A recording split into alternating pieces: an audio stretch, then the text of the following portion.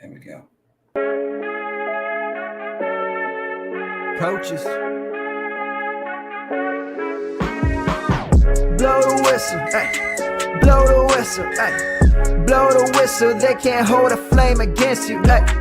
Blow the whistle, blow the whistle, ay. Blow the whistle, got the game, it ain't no issue, yeah. Blowing the whistle, I had enough with you, the championship, it is gone. Ain't listen to you, I can't give it to you, cause you don't know what I've been on. This is the Coaches Pod.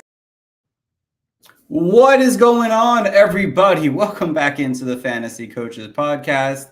I'm your host, as always, guys, Coach Steve. We have another fantastic episode for you today. We are talking Week 8 Waiver Wire. We're going to go through the injuries, a lot of injuries. Tua is back. Gotta love that. And we're going to get right into it. Of course, we have Coach Tyler with us today. What's going on, Coach Tyler? What's up, guys? Got that good doubleheader tonight. Let's talk some waivers. Absolutely. So let's get into the injury stuff first here. A lot to go over real quick. Starting at the top here, Deshaun Watson, torn Achilles, done for the season now. He will not be back until 2025. His backup, Dorian Thompson-Robinson, finger injury, supposedly not major, but we're all hoping Jameis Winston gets the start for Week 8. Dave Montgomery, knee injury. He's fine, though. I don't think it's going to be anything too crazy that he would miss any time or anything like that. He went back into that same game there. Hello, Albert. How are you? Juju Smith-Schuster, hamstring, already ruled out Week 8. Hate that. I have a lot of Juju Smith-Schuster shares. Braxton Berrios, torn ACL, wide receiver for the Dolphins. Aiden O'Connell was getting his chance to start for the Raiders again. And, of course, broken finger, out 4 to 6 weeks, means we're going to see more Gardner Minshew. Tyler Huntley, shoulder injury for the Dolphins, but thankfully Tua Tagovailoa hopefully will be back starting this coming week. Jalen Polk, head injury over there in England. Brandon Ayuk, this was obviously a big one for a lot of people, even though Brandon Ayuk was not playing well this year, but torn ACL, torn MCL, done for the season. He's got a long way to come back before Week 1 of 2025, but he is done for the year. DK Metcalf, grade 1 sprain MCL. So the Seahawks have 2 games and then a bye, and it's usually a 1 to 3 week injury. You might not have DK Metcalf for the next 3 weeks. Very possible. Jaden Daniels, rib injury. Not sure he would have been able to come back in this game or not. They said he avoided a major injury. They're already up 3 touchdowns, but the battle between the 1 and 2 number 1 overall picks this week could be in jeopardy. So, Coach Tyler, anything you got to say about these injuries from this week? Because it definitely sucks for some people here. Yeah, no, there's a lot of season enders, which we obviously hate to see. Last week when we talked about waivers and talked about injuries, we talked about Juju and that hamstring that popped up in the middle of the practice week.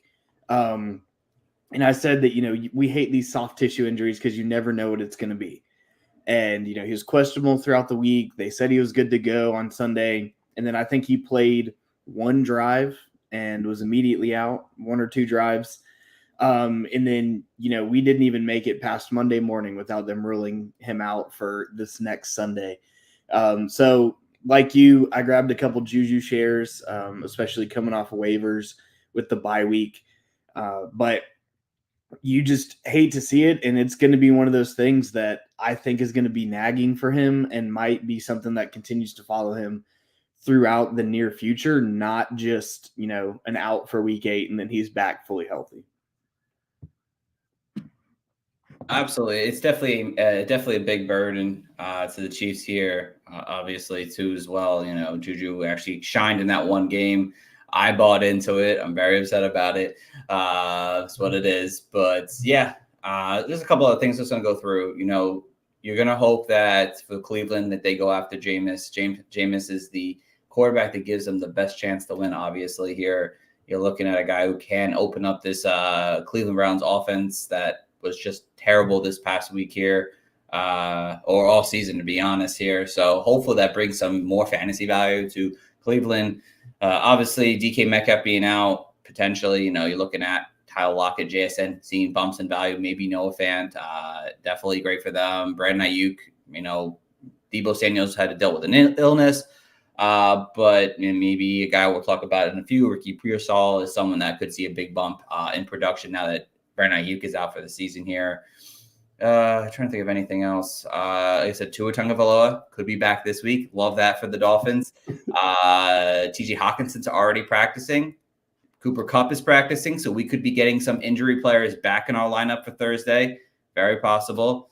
Trying to think what else I saw this coming week. CMC might be back week 10. I'm seeing things like that. I'm trying to think what else I had. I had it all up there and I lost it all.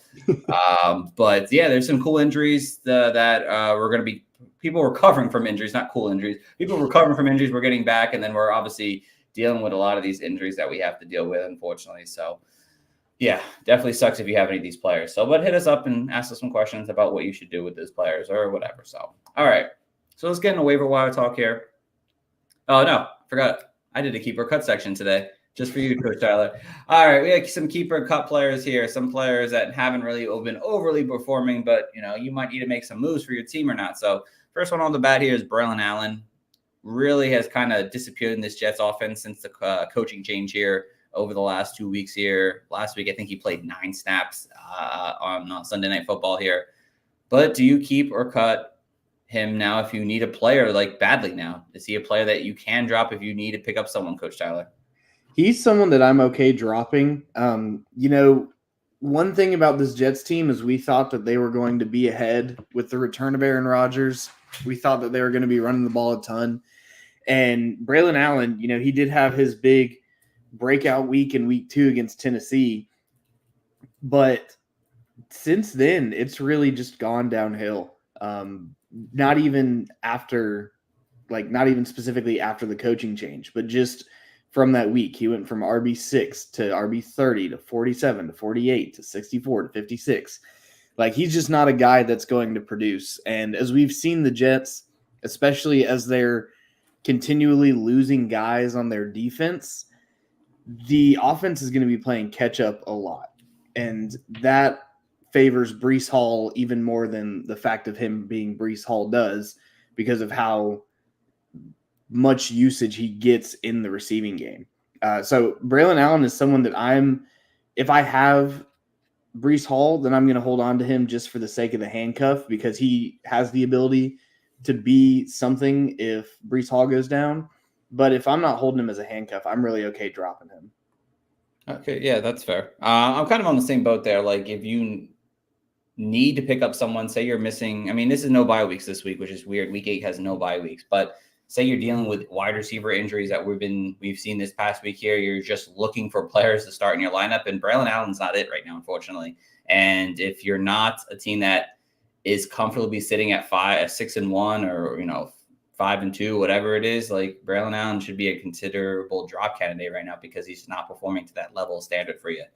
What about Zach Moss? It's kind of becoming a little more clear each and every week the last few weeks now that Chase Brown's kind of taken over the running down work in this offense here. Well, Zach Moss is still getting work, but he's not doing all that great. Are you still holding him? You cutting him? I really feel okay cutting him if I'm trying to make a waiver wire move. He's still getting some of the receiving work, but not enough to make him viable. And we've really seen just a drop off in his efficiency. The last 4 games, yards per carry, 3.4, 2.6, 2.7, and then 1.1 this past week. So, as touches are diminishing, so is his ability to do anything efficient with them. So I'm really getting to the point where I'm okay cutting him, especially with, a less than favorable bye week and schedule coming up. No, that's absolutely fair there. I'm still probably just going to hold him for the time being because, again, we don't know what this backfield is going to do moving forward. Still, yes, Chase Brown's getting the rushing work, but I don't think Zach Moss completely goes away. I think they like to have that split there. I think they trust Zach Moss a little bit more on the passing down. So I'm probably going to hold him, but I get cutting him. That's for sure. What about Jerome Ford? Coming off an injury. People might have had to cut this guy just to make room for their rosters this week here. Nick Chubb's back. Didn't look great, but he caught a touchdown. He did run a touchdown in. How do you feel about Jerome Ford right now?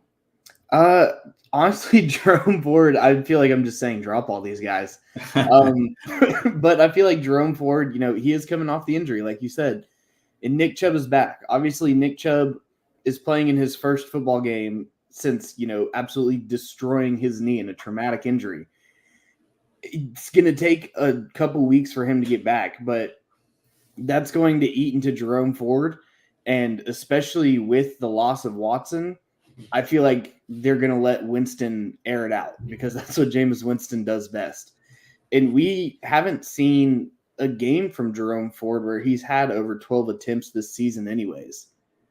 And so he's getting, he's had a couple games where he's had 4-7 targets, and that's really attributed to him having fairly decent weeks. But with Nick Chubb coming back, that's really going to be his only role. And if you have ever watched Jameis Winston play football, he doesn't check it down all that often. He's just going to throw it 70 yards downfield and expect someone to be there. So really, I'm just going to keep going cut. Jerome Ford is cuttable to me. Yeah, no, I agree with you. I think Jerome Ford can be cut off any standard 12, 10-man league right now. I think it's best to play a better defense and allow someone else to pick up Jerome Ford and have them deal with the headache than have you deal with the headache and go get someone else off waivers right now that has probably more upside. I mean, Ford's best ability is receiving. And like you said, Jameis Winston loves to air the ball out downfield. And I just don't expect them to use their running backs in terms of that way as a receiving role running back consistent enough, especially with Nick Chubb back. So Ford's someone I'm okay dropping. What about a Rams wide receiver? Any of the Rams wide receiver. You're looking at Jordan Whittington, Tutu Atwell, Demarcus Robinson, Tyler Johnson with the best week this past week here. A couple coming back now. Can they be all dropped? Yeah, I mean, for the most part, they were all droppable beforehand. That's fair. Just the Rams offense hasn't been really anything passing. And obviously Kupp hopefully coming back soon. Puka hopefully going to be back soon. The offense flows through them if it's through the air. And we've seen if they are not there, the offense doesn't flow through the air at all, or really go through the air at all. And so I'm really okay not holding any Rams wide receiver, just because even if one of them is to pop off, it's going to be the one that you don't expect. It's going to be the one that you're not holding. And that's just the law of fantasy football. That's fair. So I'm really okay not holding any of them and just kind of seeing what happens. All right. So Cortland Sutton, obviously coming off a 0-target game here. Broncos' passing offense has been very, very not underrated, but very, very mediocre this season here. Keep or cut Cortland Sutton? I'm going to keep Cortland Sutton. Okay. Obviously, like you said, 0-target week, but this game against New Orleans was it was a kind of throwaway game for everyone. Yeah, unfortunately. It's New Orleans had Alvin Kamara, and then I think their offensive line, and those were the only offensive starters that were healthy. Yeah. And so, the Broncos weren't going to need to air it out. They weren't going to be throwing it all around the field. And sadly, Cortland Sutton put up 0 points for you if you started him this week. But he's still in a lackluster passing offense getting the target share. Obviously not this past week, but he's had, his lowest games this year have been 4 and 5 targets. And then we've got 2 weeks of double digits. We've got a 6 and a 9 in there. Like, he's getting all the targets. And as Bo Nix gets better, those targets are going to get reined in a lot easier because they're going to be a lot more accurate. So I'm a hold on to Cortland Sutton. Cool. I like that. I think Cortland Sutton is someone I think you still hold. I think there are opportunities for Cortland Sutton to be a 60-yard and a touchdown kind of player in a few games still this season here. And bye weeks will come again, and there will be bigger bye weeks. And I think that Sutton will get his opportunities in the matchups where the Broncos aren't leading basically the entire game. So Jordan Addison has come back, after that first really solid game, pretty much 2 mediocre games. TJ Hawkinson might be returning soon. That could really in Addison's workload? Are you keeping or cutting Jordan Addison right now? I'm gonna keep Jordan Addison. He seems like a cut candidate, but they've been in a couple games where Aaron Jones has really taken over, and that is not always going to be the case. Obviously, Sam Darnold is playing way beyond what we thought preseason. And so I remember a lot during preseason saying Jordan Addison is not a necessity to have. But this offense really flows through the passing game. And I think Addison's going to find his footing as Hawkinson gets back out there. The offense is going to, I think, return to what it was,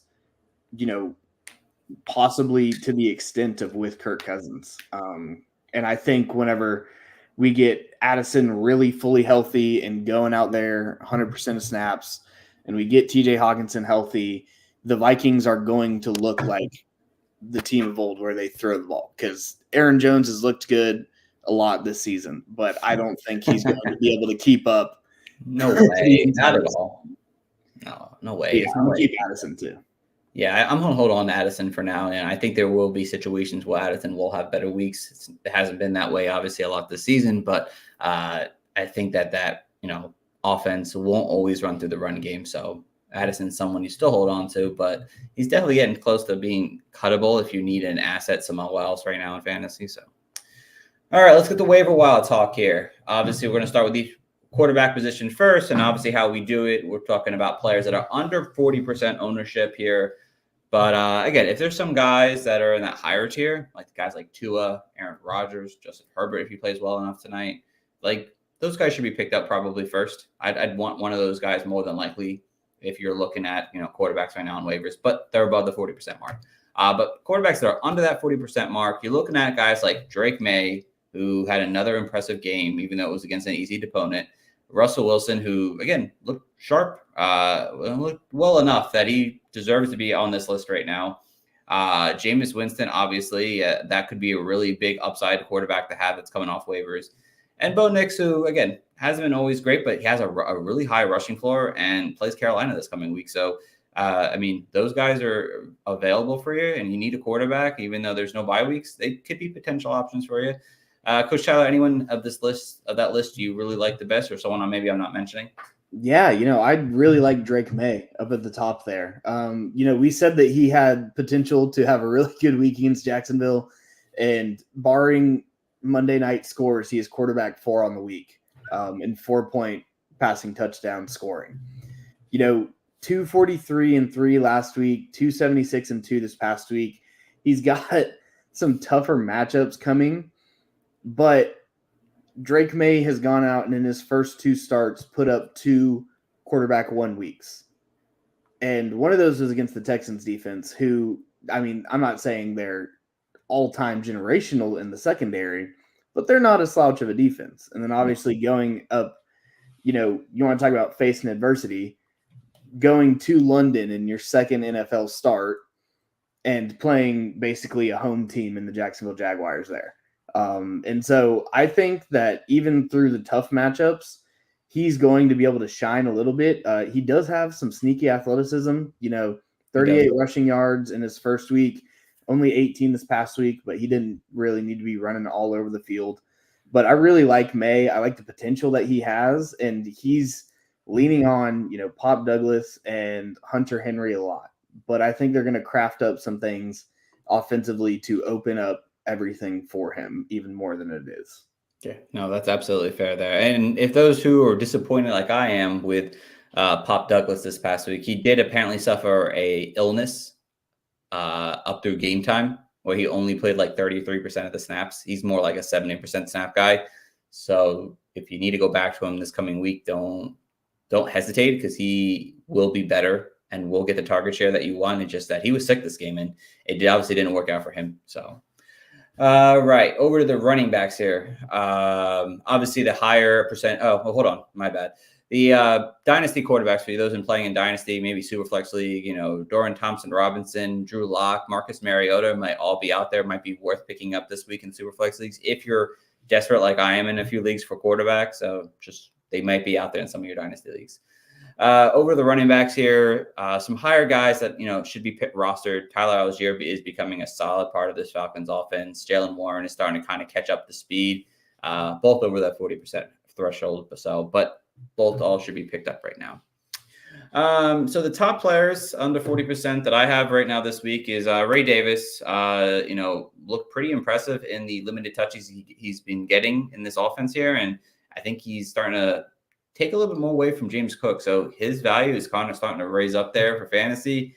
Kimani Vidal, Chargers rookie running back. If he comes out with another decent showing for fantasy, he's definitely someone I want to pick up just because of J.K. Dobbins' injury history. Tyler Goodson kind of outshined Trey Sherman this past week here. If Jonathan Taylor is out once again, Goodson might be the better option for you in this Colts backfield.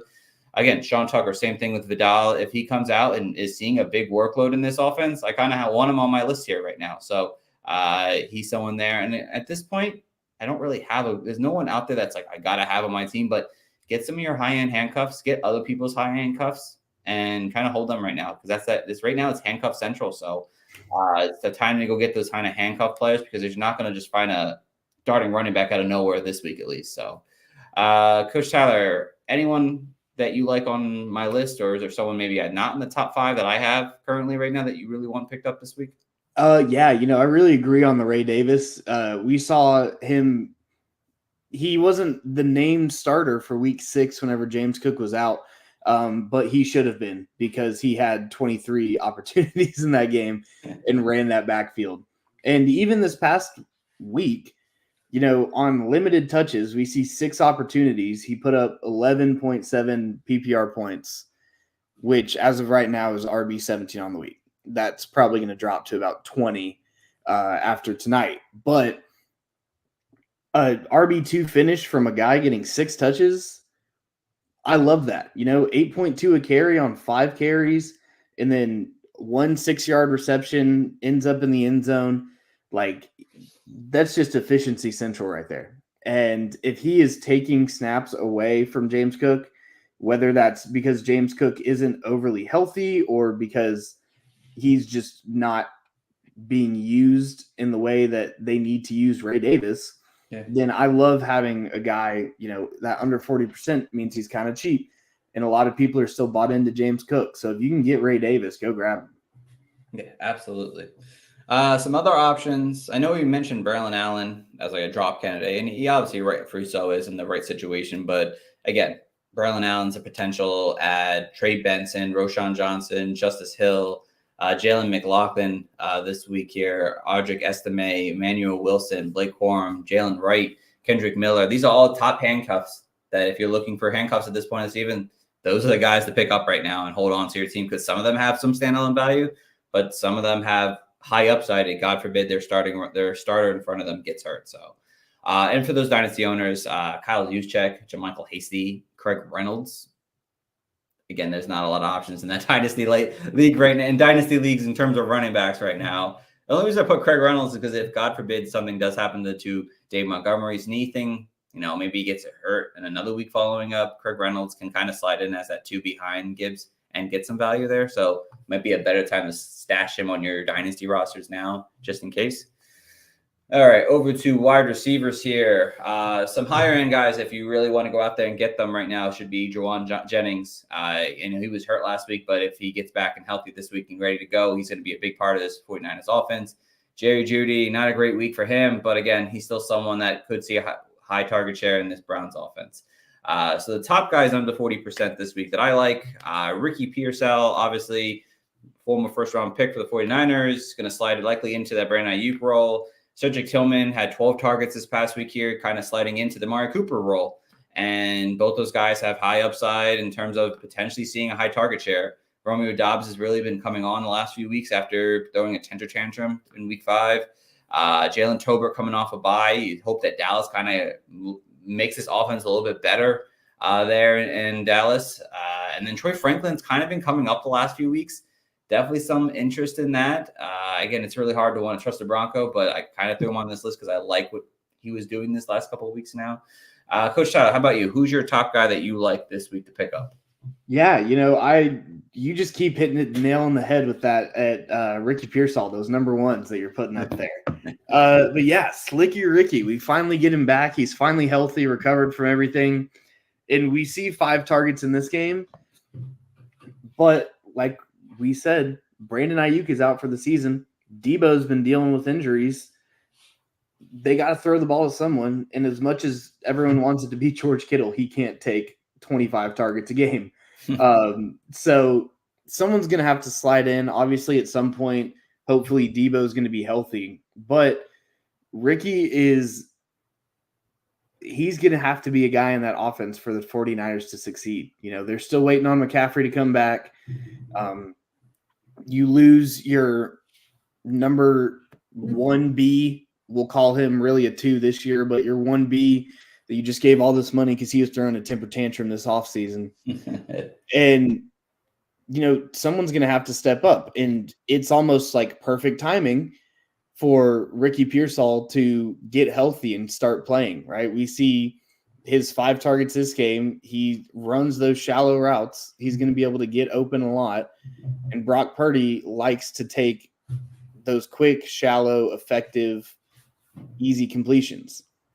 And so it's not too far outside the realm of possibility for Pearsall to go out there and average, 7-8 targets a game and turn a good amount of those into completions. So your PPR leagues, he could be a real steal to have.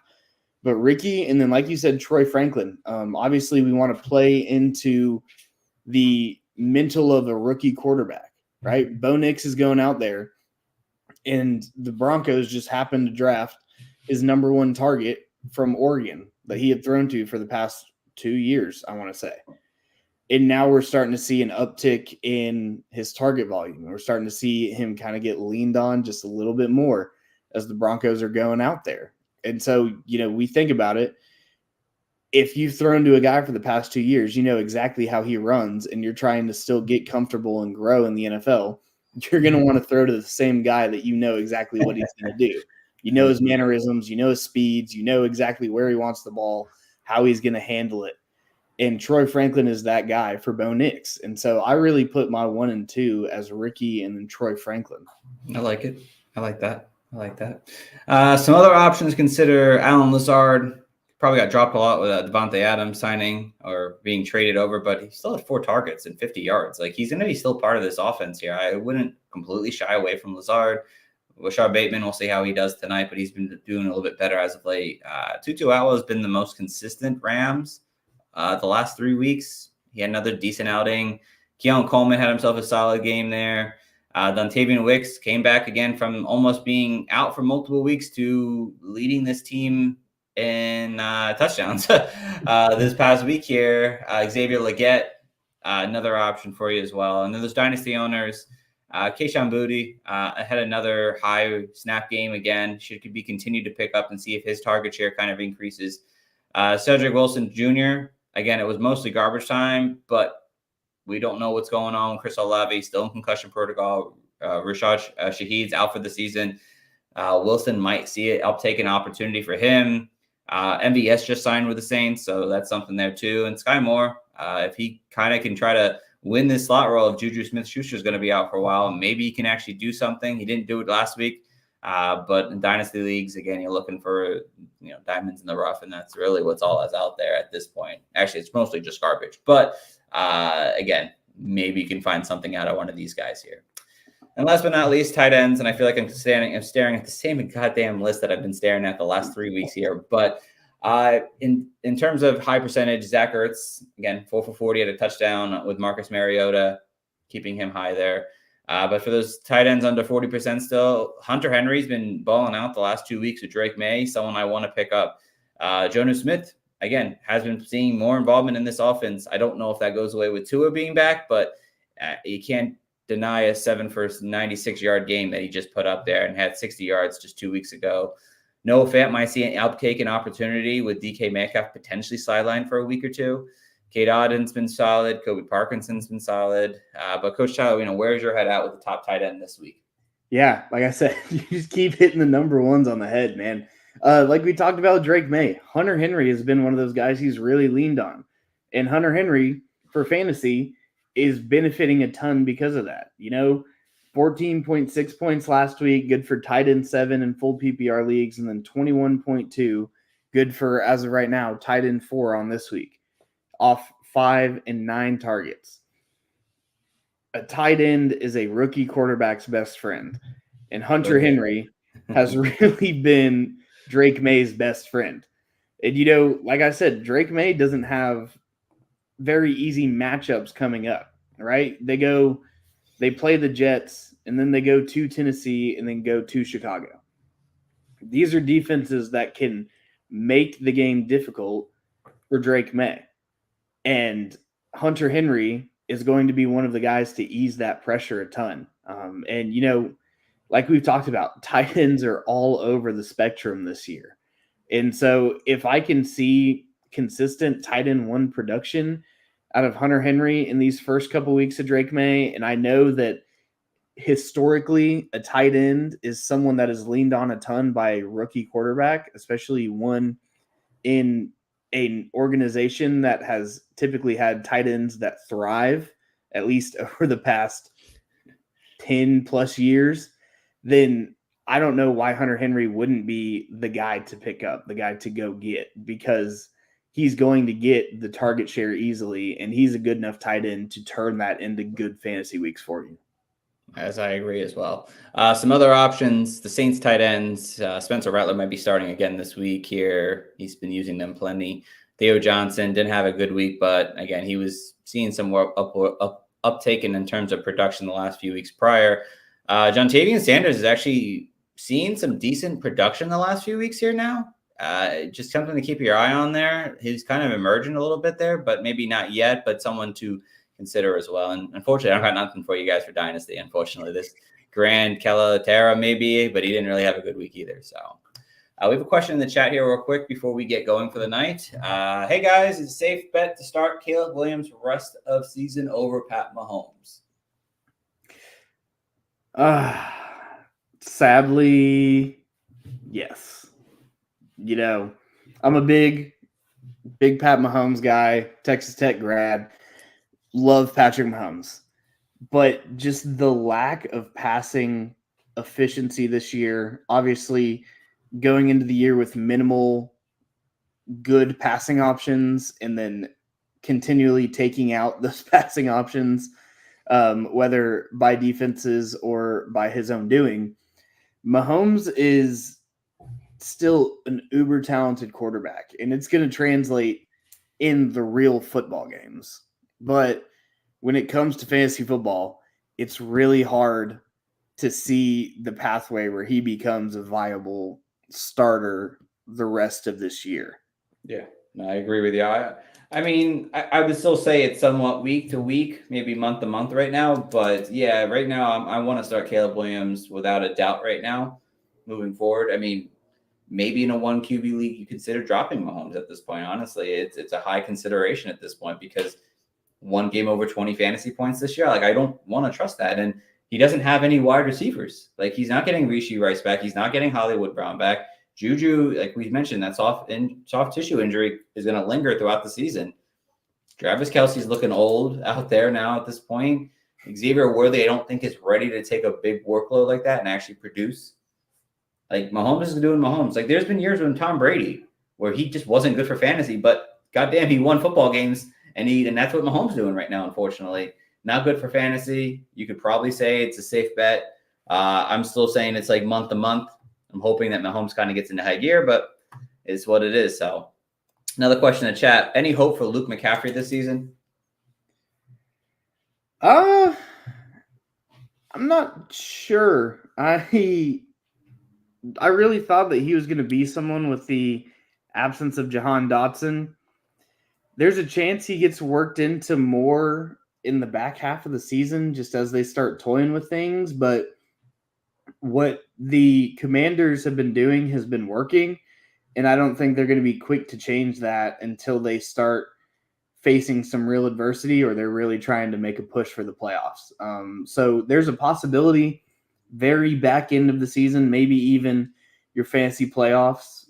But he's not a guy that I see having a ton of fantasy value for the time being right now. No, not at all. This team wants to run the football here. You're obviously seeing that with Brian Robinson and Austin Eckler. Terry McLaurin's the 1. Zach's being really reliable 2. Noah Brown's been seeing a lot of work coming off the street and playing for the Commanders this year. I don't see any hope for Luke McCaffrey. I mean, again, for future seasons, sure, maybe he'll develop. Remember, again, he's a quarterback turned wide receiver at Rice. Let's not forget it. And trying to make it in the NFL. It takes time sometimes, unfortunately. It might not be 2024, but maybe 2025, 2026 range there for Luke McCaffrey. Frank said, I have CJ. Is it time to start streaming? This is all you, my friend. No, because Nico Collins will hopefully be back in a couple weeks. Really, you can see the correlation there between Nico's absence and Stroud's passing numbers going down.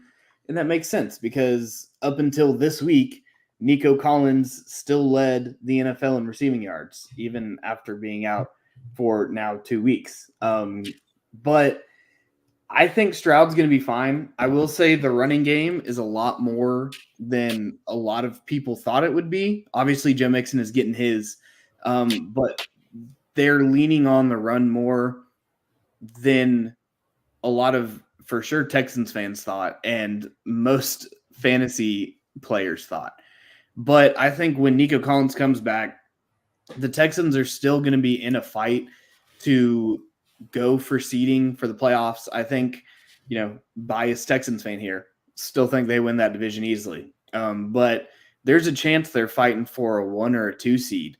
And so I think that he's going to be a valuable piece to hold on to. He's even a slight buy in my mind if you can get him for a good price, just because we know that Nico's going to come back. And once Nico's back, that offense opens up tenfold as to where it is now, obviously, especially after this week.